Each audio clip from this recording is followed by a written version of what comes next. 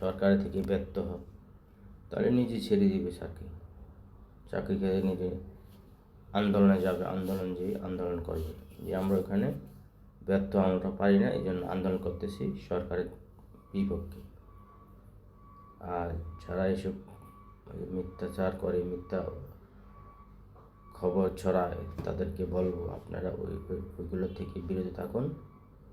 দেশে এমনিতেই একটা অশান্তির মাঝে ছিল, এখন শান্তির মাঝে ফিরে আসছে।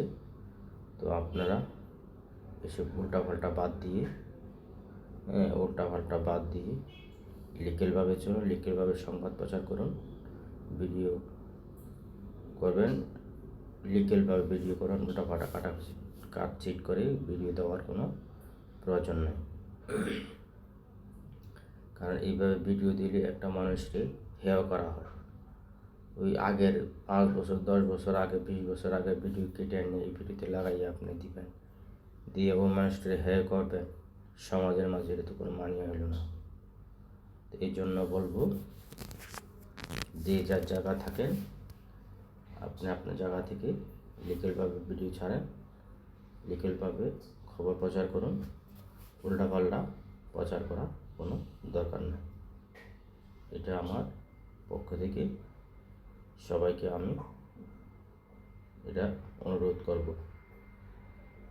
আর হলো, আমাদের বিএনপির কিছু নেতারা যে ভুলভাল বক্তব্য দিচ্ছে, তো এই ভুলভাল বক্তব্য থেকে যেন ফিরে আসে। আমি বলবো, ভুলভাল কারো আক্রোশ করে বক্তব্য দেওয়ার দরকার, যেটা লিখের বক্তব্য ওইটাই দেন। ভুলভাল বক্তব্য দিয়ে আবার ক্ষমা চাওয়া, এই করো সেই করো, কোনো প্রয়োজন নেই।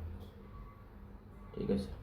তো যে জায়গা থাকেন, যে জায়গা আসেন, ওইখান থেকে বক্তব্য সঠিকভাবে দিন। কারা আক্রোশ করে, কারণ পুরাণ কথা নিয়ে বক্তব্য দেওয়া ঠিক না। সে যেই হোক, বর্তমান পরিস্থিতি হিসেবে বক্তব্য দেন। এটাই আমার অনুরোধ থাকলো তাদের প্রতি। Thank you very much. আর যারা আমার ভিডিওটা দেখবেন, প্লিজ সাবস্ক্রাইব করে দিবেন। সাবস্ক্রাইব করে দিলে আপনারা আবার আমার নতুন ভিডিও পাবেন। আর শেয়ার করে দিলে অন্যরা দেখতে পাবে আমার video. Thank you very much. আসসালামু আলাইকুম।